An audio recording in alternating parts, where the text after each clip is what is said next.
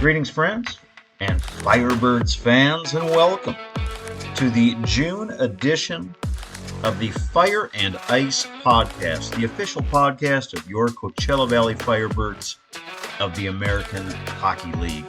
Coming to you from Palm Desert, California, a mere Ty Cartier wrist rocket away from the Firebirds' home ice of Acrisure Arena. I'm your host, Judd Spicer.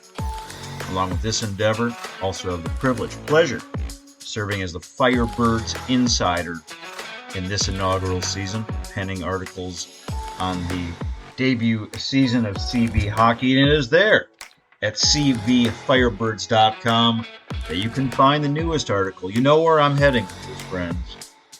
The Coachella Valley Firebirds versus Hershey Bears Calder Cup Finals Championship Preview.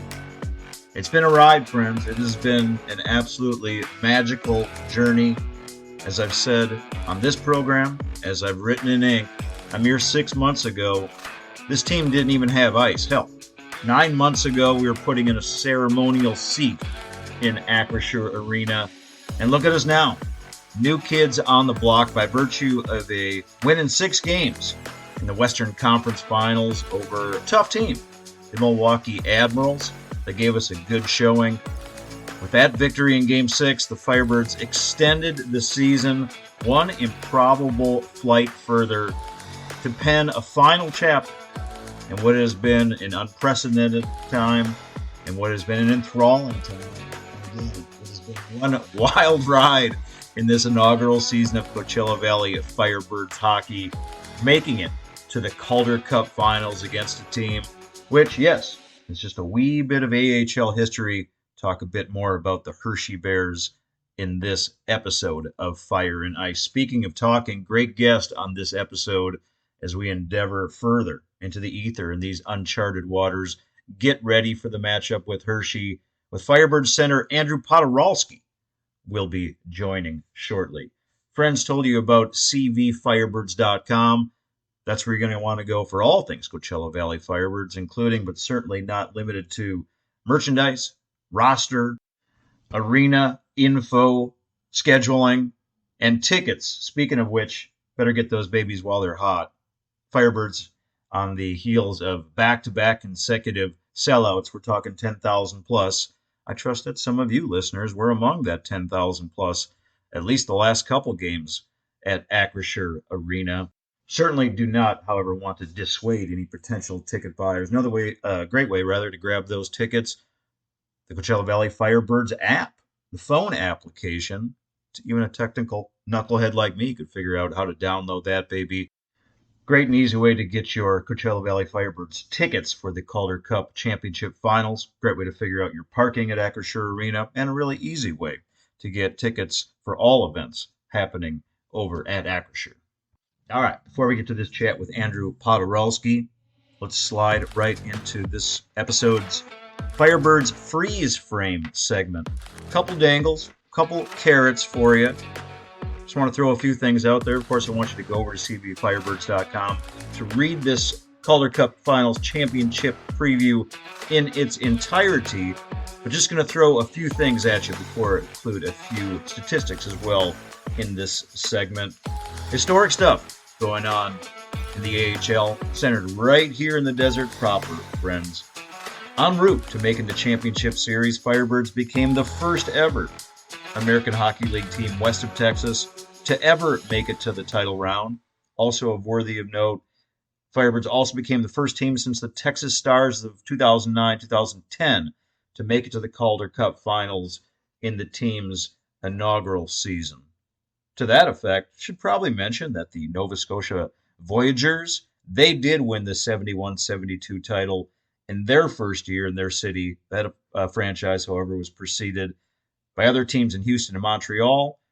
Also, the 1993-1994 Portland Pirates, they captured the Calder Cup title in their first year in that city of Portland, Maine. However, that team and franchise was preceded by locales in Erie and Baltimore. All right, let us skate into the present, back into the present, for the all-important scheduling for the Calder Cup Championship Finals. CV Firebirds versus the Hershey Bears, best of 7 series in a 2-3-2 format. Calder Cup Finals gets underway this Thursday, Acrisure Arena. Thursday, June 8th, puck drops at 7 p.m. That is game 1. Game 2 also taking place right here in sunny Palm Desert on Saturday, June 10th. Puck drop time also 7 p.m. The series then moves east to Hershey, Pennsylvania. The Bears' home ice of Giant Arena will be hosting Game 3 on Tuesday, June 13th. Puck drops at 4 p.m. Pacific. Game 4 will take place on Thursday, June 15th, also at 4 o'clock. And if necessary, Game 5 to be held on Saturday, June 17th, again at 4 o'clock p.m. pack time. If needed, Calder Cup Finals would then return to the desert proper. Acrisure Arena Game 6 would be held on Monday, June 19th, 7 p.m. And a deciding Game 7, if needed, if we get there, that would be held on Wednesday, June the 21st at 7 p.m. Couple statistics to throw at you, friends. No need to really mention the leaders, the playoff leaders anymore. Firebirds by far have played more games than any other team in this Calder Cup postseason. Heck, we played 19 playoff games, save for the series win versus Milwaukee, which again went to Game 6. All other series preceding had gone the distance. So 19 playoff games. Offensively, no shock, Firebirds lead the American Hockey League playoffs in all statistical offensive categories. Cole Lind is the overall leader with 23 points, pairing 7 goals with 16 assists. Cole, however, did not score a goal in that Milwaukee series. Right behind him, team captain Max McCormick with 22 points. That includes a team-high 12 goals in these Calder Cup playoffs. Cameron Hughes has 17 points. Interesting. All assists. Right behind him, Alexander True, 16 points. That's 6 goals and 10 assists in these playoffs. Tied with him, defenseman Riker Evans had himself a great series against Milwaukee. 16 points. That's 3 goals coupled with 13 assists. Joey Decord, man, started and played throughout all 19 of these playoff efforts. I mean, that's a season. That's an entire season for some. 12-7 record throughout those 19 games, 2.37 goals against. That is matched with a .924 save percentage throughout these Calder Cup playoffs. All right, friends, all that offered, all that prefaced, let's get to this episode's visit with Firebird center Andrew Poturalski.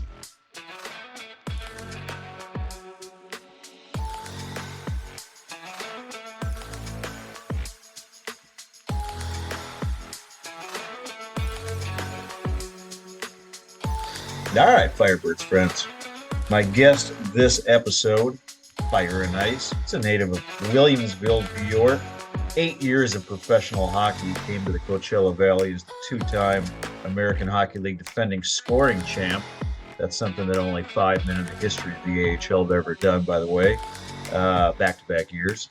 And also winner of the past 2 Calder Cups, pandemic era considered. I'm going to talk about that a little bit.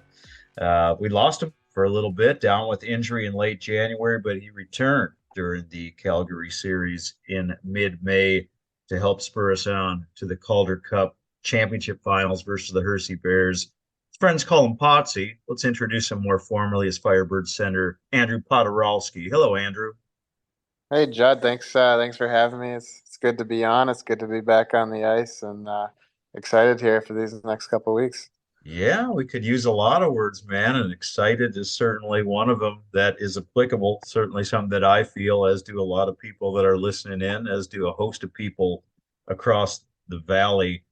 When you and I first talked, I had to go back into my own archives. It was December of last year, right when you guys arrived in the Coachella Valley, and we had a very pleasant chat. It wasn't one of this kind of gravity. We talked about some lighter things, certainly. At that time, Andrew, did you have any sense? I mean, I know you guys knew you had a good team, but was there any sense that you and I might be talking again toward the middle of June in the Calder Cup Finals? Yeah, definitely. I definitely think we had a good team back then. Our record kind of spoke for itself, but I could draw similarities to some of the other teams I've been a part of that have won in this league, and you never know how seasons are going to go, and playoffs are crazy.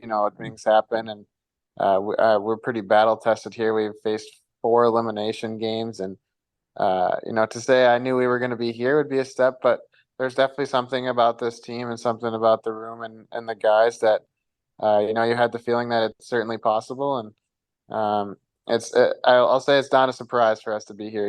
We're a confident group and confident in each other, so we're super excited to be here and definitely got to make the most of it now. As you said, there is something about this team. There is something about this season. And, dudes like me, colleagues of mine, we can dig through the numbers and go through the stats and things like that. But on a very rare occasion, Andrew, as you well know, there is just sometimes a sporting intangible. There is something that cannot have any metric attached to it. There is a team on occasion, whether it be this team or certainly think of a few others, but they are rare over time in any sport where something is just clicking, something is working. There's some cohesion that nobody can really put a finger on. For the inaugural year of the Coachella Valley Firebirds, are you able to tap into exactly what that is? I'd say just a combination of we have so much skill and talent on our team, but I think the competitiveness of our team is crazy. There's a story earlier this year in a practice. We were doing a small ice game, and one of the teams lost, and that was the end of practice. And the team who lost started yelling at Dan, like, "No, let's go more, let's go more, let's play again." And then we got Dan to go again, and that team won. Then the other team wanted to go again, and it's just something I've never really seen before. Like we just hate to lose so much, and I think that drives us as a team. And I mean, we have a good group of leaders. We have a great group of rookies and young guys, and then the combo in between of those middle-aged guys. It's great. You got outstanding goalie like Joey and net. Um, and then I can also credit. I think we started our season on the road in a hotel in Seattle for a month, and we got just to bond as a team. We went out to every single meal together. We ate out. We were playing cards in the hotel every night. Um, we were just forced to become a team really quickly and face a little bit of adversity playing on the road for the first month or two, and just came really close. And that's something I'd say all the teams I've been a part of when we won, we were just super close as a team, and this team is certainly no different. So a good combination of all those things, and then you got a head coach who's won a Stanley Cup that definitely helps. So it's been a lot of fun to be a part of. You referenced the competitiveness of the individuals that make up the Coachella Valley Firebirds. You also referenced playing some cards and things like that. Have you seen in any kind of fun or entertaining or engaging way that competitiveness extend to things off of the ice, stuff that when you guys are on the road? Oh yeah, it's not just hockey. It's golf, it's cards. Guys are just giving it to each other. But we're kind of hard on each other in the room, but it's in a good, fun, brotherly love sense. And we hate to lose, and there's just always chirping going back and forth. And no matter what we're doing in our everyday lives, I think to be successful, you got to be super competitive, um, and that's definitely what drives this team. And it starts with Max as our captain, and just goes down the lineup from every guy. And if you weren't a competitive guy coming to this team before, I'm sure they all are now. And it's just something that we've ingrained in our culture as a team, and it's been great. Referenced at the outset of this chat the two Calder Cups that you've won, the last two Calder Cups that have been played. We had the pandemic pause for a couple of years, so we're talking about Charlotte in 2019. I believe you were the playoff MVP that year, and then Chicago last year. Uh, what do you see in the Firebirds as maybe similarities of those teams by way of coming together, by way of having this kind of success? And how is this team maybe different from those other Calder Cup championship teams that you've been on?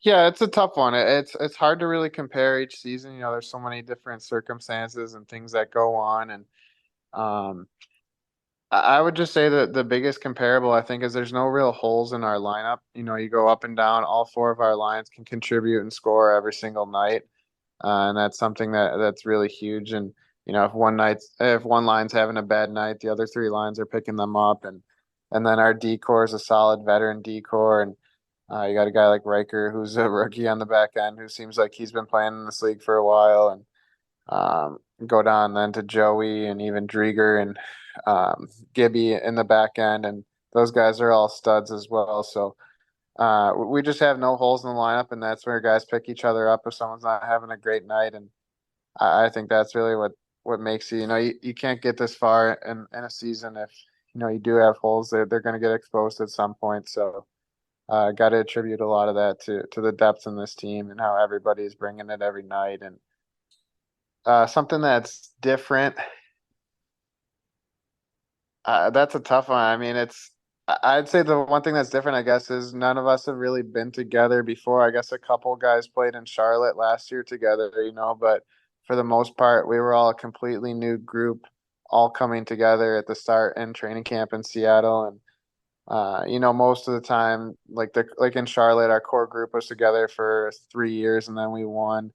In Chicago, a bunch of guys were all there and knew each other, and then this year, just so many new faces and all coming together at once. It's been pretty impressive, and that's something that's pretty unique about this team. I have asked head coach Dan Biles a few times to try to encompass what this ride has been, what this season has been. I asked him after you guys won the Calgary series by virtue, of course, of your overtime game winner in game five. And then I asked him again after you guys closed out the Milwaukee series to try to, again, compass this journey, this odyssey that you've taken all of us on. And after the Calgary series, he did use the phrase, considering all the things that you mentioned, man, being in Seattle, not having an arena ready, not having guys that have played together, that this is a once in a lifetime type thing.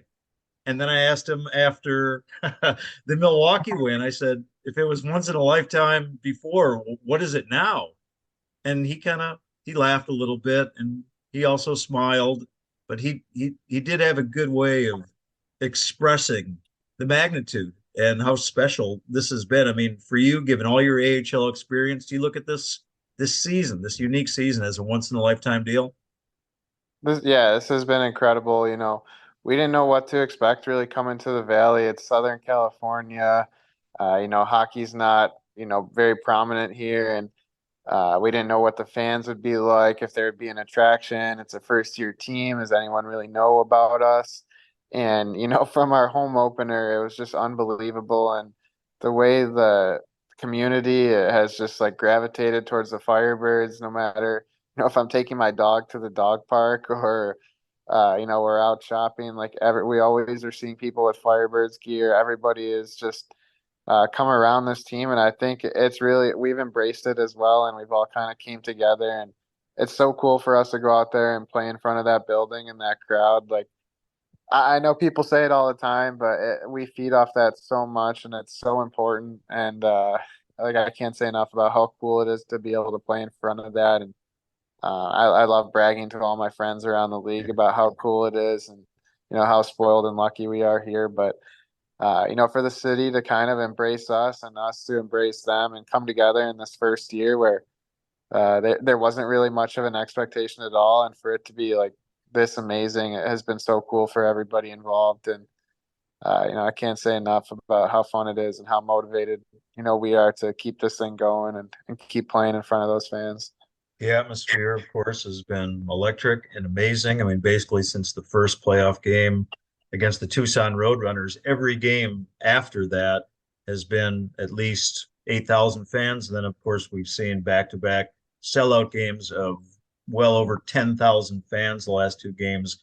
It's already felt like an atmosphere worthy of hosting a championship series, but having been there twice, having won it twice, what else can we expect as far as the atmosphere, the intensity? What are your memories and experiences from those two Calder Cups?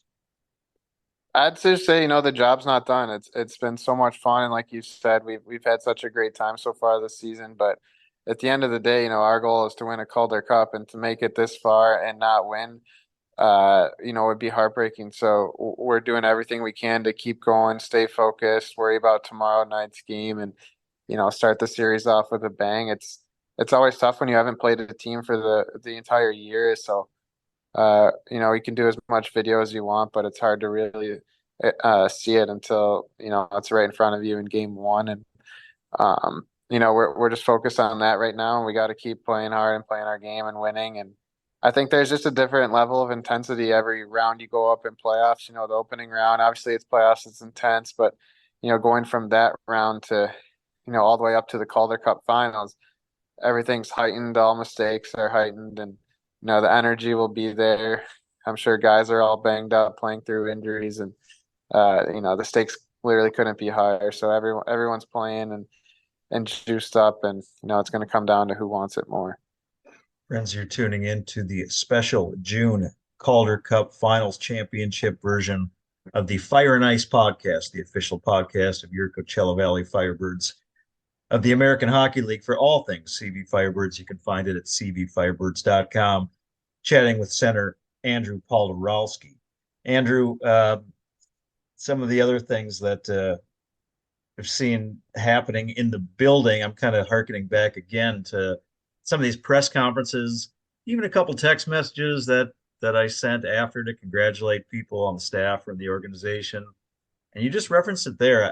I sense, I mean, there's no pop in a champagne yet to be here. There's no corks that are flying. The foam is not flying just yet. Every response I've gotten is not dissimilar to yours, kind of in a business-like manner.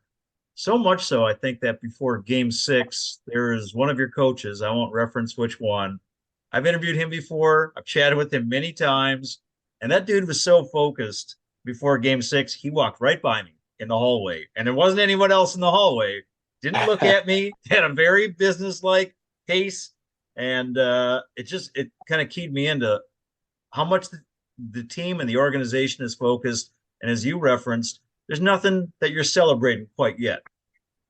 Yeah, for sure. I've always kind of compared it to baseball. They have those huge parties every round after they win, and in my mind, like when we were on the ice after that win, like it was so cool being to win that series against Milwaukee at home. It was awesome, and we had our little celebration. But I was even saying to guys while we were on the ice, I was like, "Job's not finished. Like we're not done yet. Like we just got to keep going." And nobody really remembers who won second place, and with how competitive I mentioned earlier our group is, I think, we still have that vision and we're focused, and, we know what's at stake here. So it's good, obviously, to enjoy it in the moment, but it's a quick turn the page, and now all our focus is on Hershey. Does that surprise you in any way, what I just described, that kind of that thrust that has gone through the organization? Again, whether it be a coach, whether it be an executive, whether it be someone in media or marketing, that everyone has kind of said the same thing as you just said. It's not done yet. Let's not Yeah, celebrate just yet. exactly. Doesn't surprise me at all with our team and organization and group. Everybody has the same vision and focus in mind. So, it starts from the top and goes all the way throughout our room. You referenced the Hershey Bears, that of course your opponent, champions of the East, very storied franchise, dates back to 1932, joined the American Hockey League in 38. Most championships, most Calder Cups, basically the most storied team in the league. And it is a wonderful yarn to spin, Andrew. The oldest team versus the newest team. Is that kind of cool for you guys? Yeah, for sure. I've seen that, they've had a pretty strong following as well. You mentioned their historic franchise, and they've been getting good fans and good crowds. So it's going to be a great series both ways. Both teams, have been through a lot to get to this point and are here for a reason. So, nothing's going to be easy, and we're certainly know nothing's going to be handed to us with this team. So we're going to have to come out and play hard, but. Yeah, it's a pretty unique situation, first year team against, an old team like Hershey. So that'll be a good storyline. How many times do you think in your career you've played in that building, the Giant Center in Hershey? My first couple years in Charlotte, I would say I actually played them in a round of playoffs that year when we won in 2019. That was only 4 games, but and then I'd say probably 10 times I've played in that building. Okay, so So well yeah, versed on it. yeah. What stands out to you for their home ice? It's a pretty big rink as well. I think it holds probably pretty close to what Acrisure is. Yeah. They certainly get good fans. It's a hockey town. It's a chocolate town. I don't think there's a whole ton else going on, so they're going to be the biggest attraction going on right now as well. So it'll be fun. It's nothing crazy about their rink. There's no little quirks to it. So it's just going to be old-fashioned hockey. Been told that the town of Hershey smells distinctly of cocoa. Is that the case with the arena as well? Not that I remember, no. Do you like chocolate? Yeah, I'd say I got a pretty big sweet tooth. Okay. Okay. Maybe stay away from the Hershey's chocolate, at least for the Yeah, duration of this. They're like Lints. I think that's a pretty decent one.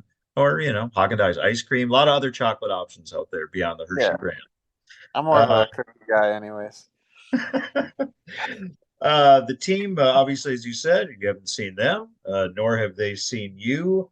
In studying them and assessing them, I know there's some things that you probably need to keep close to the vest and the tape and the scouting. From what I've gathered, correct me if I'm wrong, it seems like they play a style that is not dissimilar than what we saw in Colorado and that we've seen several times throughout the year in the Calgary Wranglers. Would that be accurate? Honestly, your guess is as good as mine. For the Okay. first time today, I saw some of their video.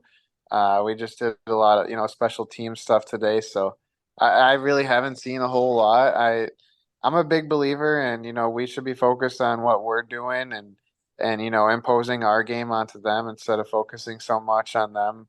We obviously have a pretty good team and are here for a bunch of different reasons, and we can't really get away from our game to focus on them so much. So we'll see in game one. I think there's a little bit of a feeling out process because you haven't played each other all year. But if you can get on a team early and impose your will a little bit at the start, you can put that doubt against another team, wondering whether they belong there or not, because they haven't played against them before. And your first impression, like in anything in life, is pretty huge. So, I think game one and the first period of game one will be a good test.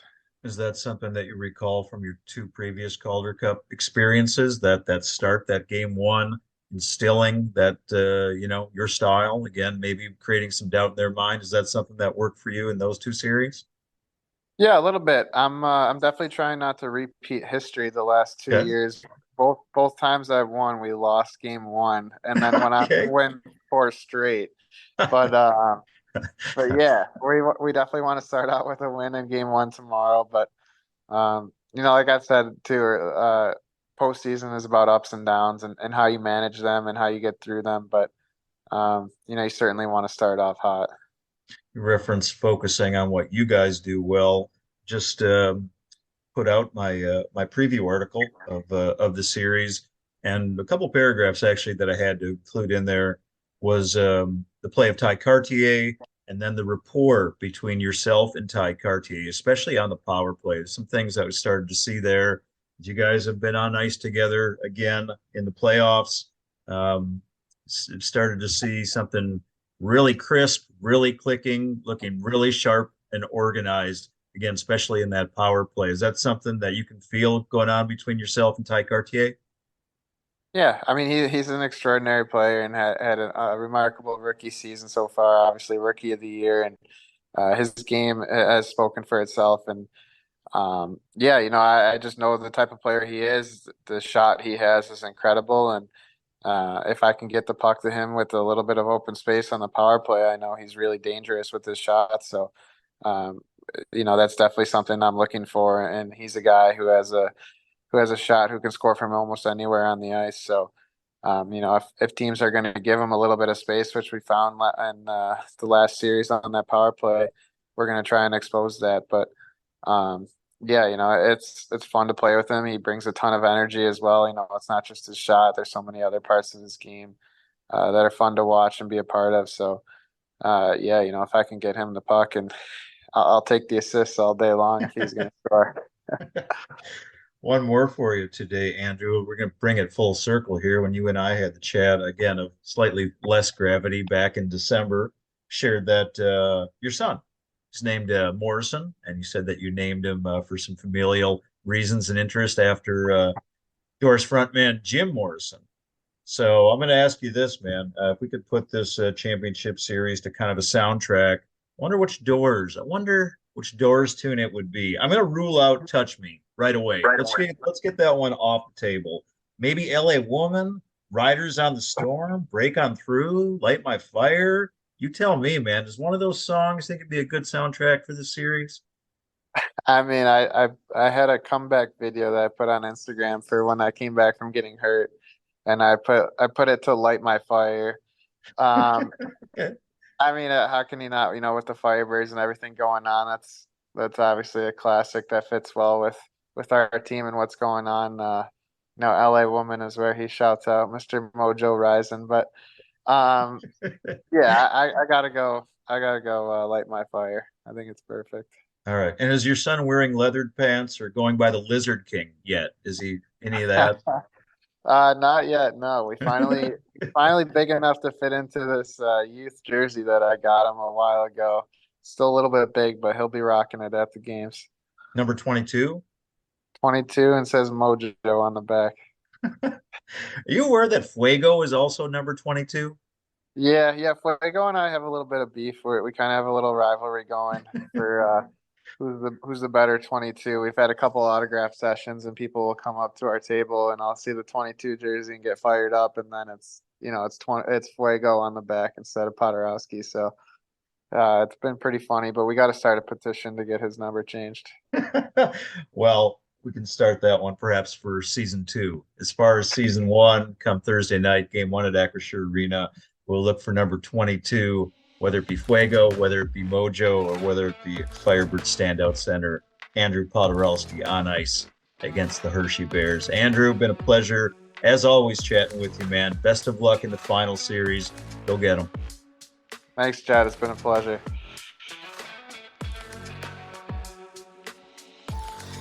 All right, folks. Readily enjoyed that chat with Firebird center Andrew Poturalski. And may I add, this may well not be the last you've heard of these dulcet tones. Heretofore, we've done one podcast a month throughout the course of this historic Firebird season, and then, subsequently, an episode for each playoff series. Given the gravity of what's going on now, I think you can expect to hear from me again at least one more show throughout these Calder Cup Finals. Of course, for more coverage of the Calder Cup Championship Finals, Firebirds versus Hershey Bears, may I again direct you to cbfirebirds.com. Got a whole lot of nuggets, stats, analysis, breakdown, and yes, prediction of this title series at cbfirebirds.com. That's also where you want to go for all things Firebirds, including, but certainly not limited to, information on Acrisure Arena, roster information, merchandise, and tickets. Also for those tickets, don't forget to download the CB Firebirds phone app. Great way to get tickets and parking for everything happening at Acrisure Arena right here in Palm Desert, California. Alrighty, dudes. Lace up, get the tape ready, start stretching. Calder Cup Championship Finals coming right here to Palm Desert, California. I look forward to seeing you at our Bird's Nest. Fun times, enthralling times, historic times, exciting times. I've been covering sports for a long, long while, ladies and gents, and I don't think I've ever witnessed anything quite like this. Honestly, given where this season started, I'm not sure that anybody has. Thank you again so much for tuning in. And remember, as always, one valley, one team, rising together.